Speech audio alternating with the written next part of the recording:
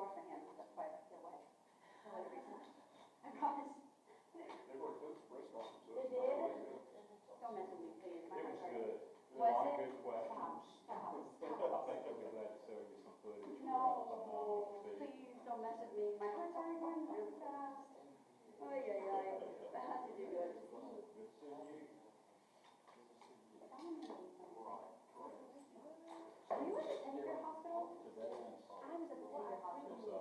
we're just kind of wrapping up some of the investigations. Probably something that brought me from the investigation. Of course, you get from this is a collaborative with myself and she's got working together to address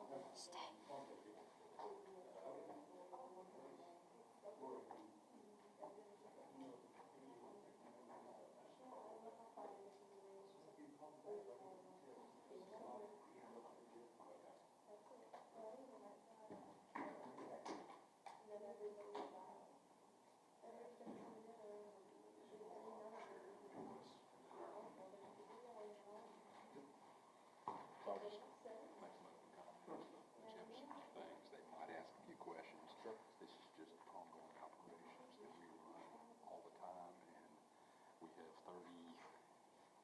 32 individuals that our units have pulled in for various drug and weapon violations.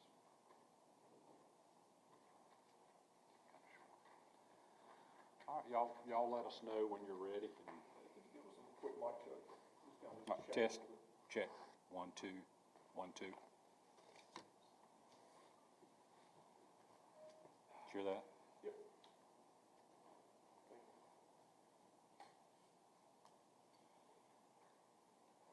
I'm good whenever you guys are.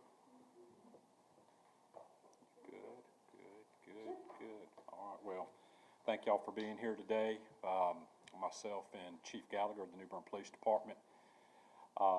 Just wanted to brief you on some operations that we have just finished, our 2 offices.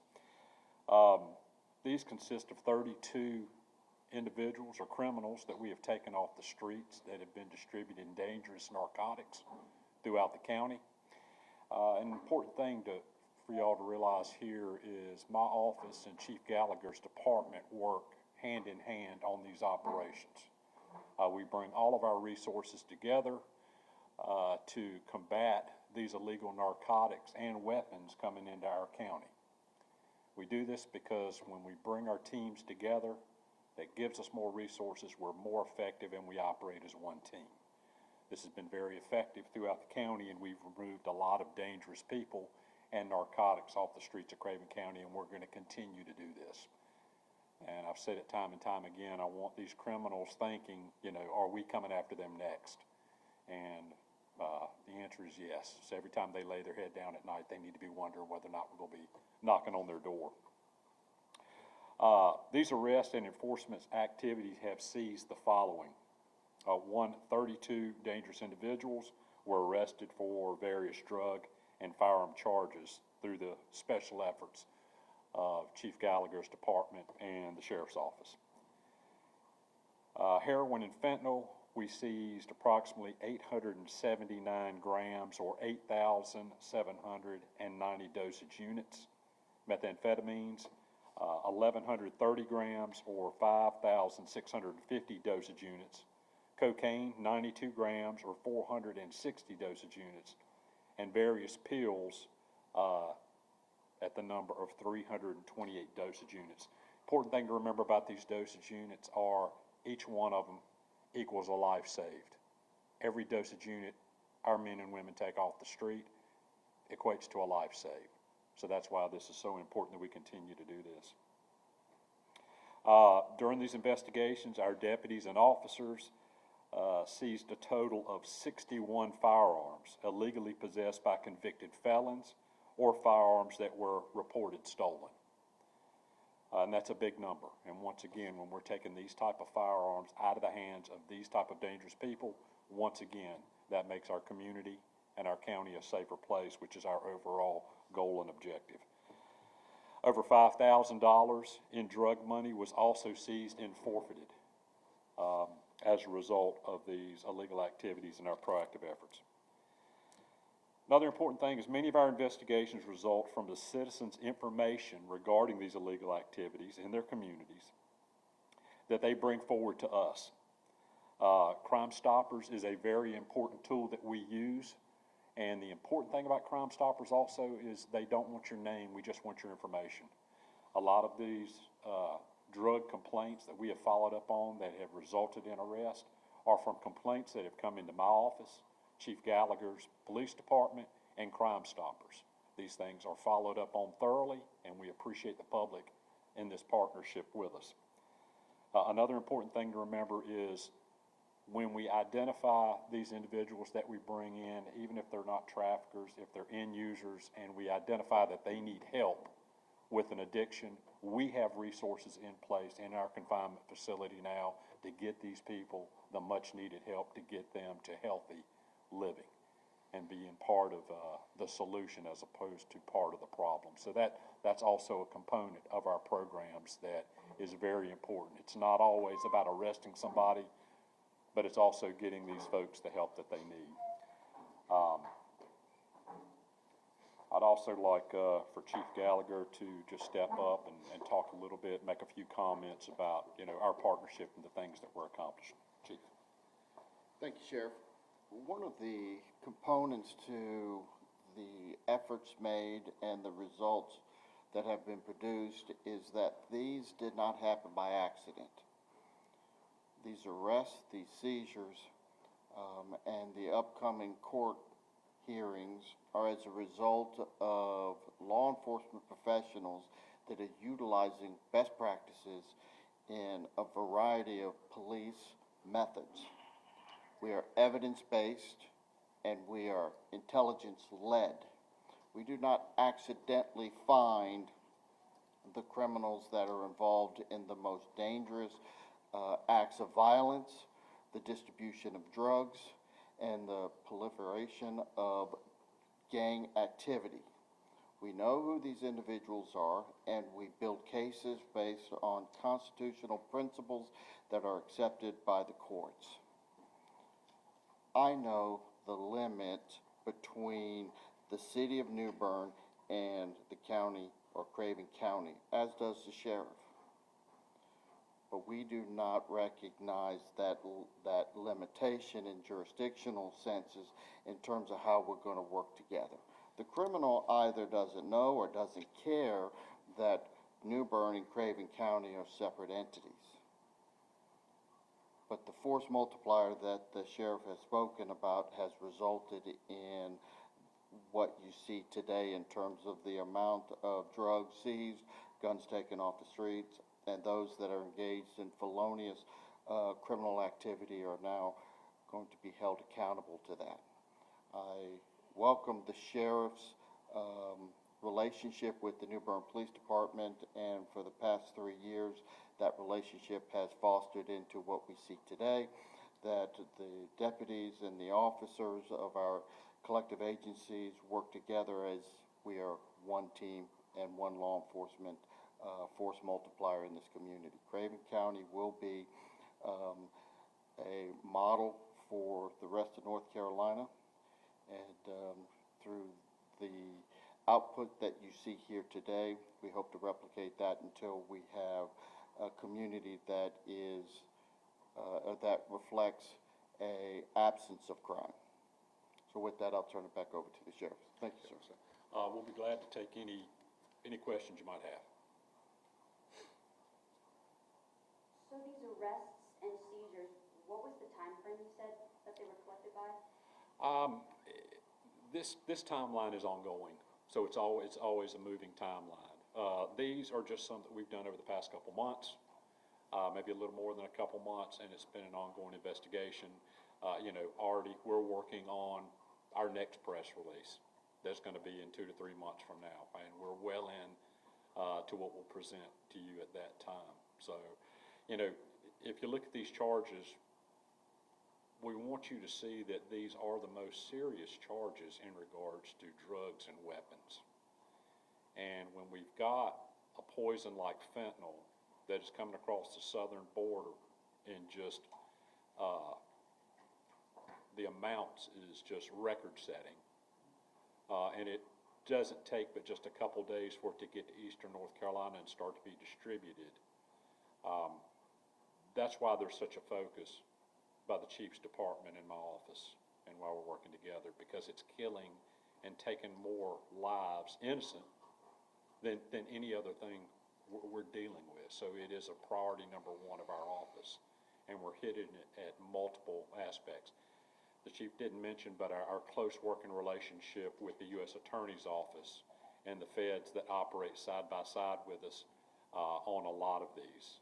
You will see that in upcoming press releases where hundreds, if not thousands of months of sentencing is being handed down to these criminals that we're taking off the streets. We will never have to deal with them again in our lifetime. So, and that's a good thing. I'm looking at the numbers from this time last year and comparing them to today. Seems like everything went down, but the amount of money seized. And I think what stands out to me the most is the number of guns that were seized. Last year, this time it was 8. Today, would tell us it was 61 firearms seized. What are you finding that has led to more seizures of these firearms compared to March of 2023? I don't think we can really. Can't point our finger to any one thing that says why more. I can just tell you we continue to ramp up our operations. We continue to throw everything that we've got at this. So are we getting all of it? Absolutely not. We aren't. We're utilizing our resources in a very smart manner and going after areas where we see there is a concentrated effort by these criminals to sell narcotics. It's very unfortunate that we're getting more weapons. Honestly, I wish they weren't out there, but they are. They're very accessible to these criminals, and a criminal, if he wants or she wants a weapon, they're going to find one. So it's our job to interdict them and get them off the street before something terrible happens to one of our citizens. So the uptick in weapon seizures, that felons are possessing weapons and using them in the commission of these crimes, I think that just says that our men and women of our two agencies are very diligent. They know what they're doing, they know what they're looking for, and they're doing an outstanding job. There is a relationship between the drug dealer, the drug distributor, and those that are engaged in violence, and that is they typically will carry firearms. Also, the investigative process does not end with the seizure and arrest of an individual on the street. There is a connective piece to that oftentimes leads to a search warrant that will lead us to other searches in which we recover even more narcotics, more evidentiary items that will oftentimes include additional firearms. So it is the continuation of the investigative process that may either begin with an arrest or continue with an arrest that results in more seizures of more evidence and more contraband and more firearms, and more arrests that is produced through those investigative processes. Anybody got anything else? You said that the guns were easy to get a hold of, so where are these people getting these guns? Well, unfortunately, a lot of them are stealing them. If you'll see, a lot of these are stolen firearms as well that we're recovering. So it's, they can take them out of, vehicles, homes, businesses. It's unfortunate, but that's what criminals do. Something that also stood out to me was, you were saying something along the lines of, it's not just about arresting people who are selling drugs, but about getting people the help that they need if they're drug users, something along the lines of, when we identify that people need help, we have resources in place to get people their much needed help. What are those resources? Well, we have what's called a jail navigator that operates in our detention center. And that's someone that when an inmate comes in, they sit down with them, talk about whatever issues they might be having, aside from the criminal aspect of it. Not everybody that comes in jail is a bad person. Maybe they've made a poor life decision. Not everybody's a drug dealer. There's a lot of end users of narcotics out there that might have been prescribed lawfully prescriptions at one time, and then they have moved on to something else because they can no longer get that prescription from their physician. And they're caught up in a vicious cycle. Well, we feel like it's our job as well to make sure that resources are in place. And that's part of our reentry program that we have in the confinement facility. They come in, we assess their situation, what type of mental health needs they might have, and then we put them on a path to healthy living and making good life decisions. Right down to helping them get a job when they're released from our facility. So there's many aspects of the program, but we have professionals in place. We're one of very few jails in the state that have a jail navigator. So that's a position that was funded by the county, and we also have about $1 million grant to help facilitate not only the jail navigator, but all the programs that we have in place to get these folks out of our confinement facility, and once again on a pathway to healthy living and being a productive member of society, part of the solution as opposed to part of the problem. And probably my last question, for the offenders that may be watching this press conference right now, Sheriff, Chief, what's your message to them? Like I mentioned, is the offenders that are out there, the criminals that are out there doing this type of criminal activity, poisoning our community, they need to be wondering when we're going to get them and if they're next. Well, my message to them is, if they wonder if we know who they are, we probably do know who they are. Again, the sheriff made a comment about the professionalism of our collective staff.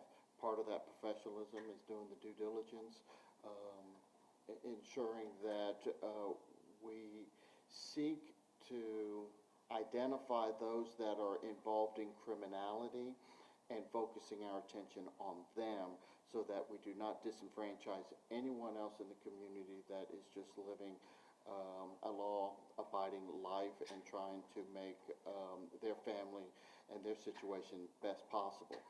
So we will build a case. We will ensure that our case is constitutionally sound, meaning that we will use every tool that the judiciary has given us in terms of case law to ensure that we do the right things, but we are going after those that are committing the worst crimes in our community, namely drug dealing, gang activity, and firearm violations. Good, ma'am? I'm just curious, about how long would you say Craven County Sheriff's Office and the New Bern Police Department have been working closely on these investigations? Does it date back to like this time last year, or is it a little bit longer? How long have you been here, Chief? So this Thursday will be my anniversary, my 3rd year anniversary. So I showed up here on March 21st of 2021. On March 23rd, 2 days after I showed up here, I arrived in this building and met this man in his office, and we began to strategize that relationship March 23rd, 2021. So you've got an exact timeline. Yeah, and it's been a great working relationship. The men and women of both of our offices work very closely together, and that's the vision that we had, and that's the model that we put forward to the men and women, and they're just doing an outstanding job. The men and women of our offices are the ones that deserve the credit for this outstanding work. And I might add, this canine right here as well. Yeah, the pups as well. Yeah, they're involved in many of these arrests. So. Anything else? Good. So each of y'all will get a handout that kind of gives you basically what we went over, numbers, that sort of thing, pictures. Is there gonna be a digital copy, just so we can like pull the picture that y'all were flashing up? I don't know, is that something? Yeah, absolutely. That's the man to talk to right there.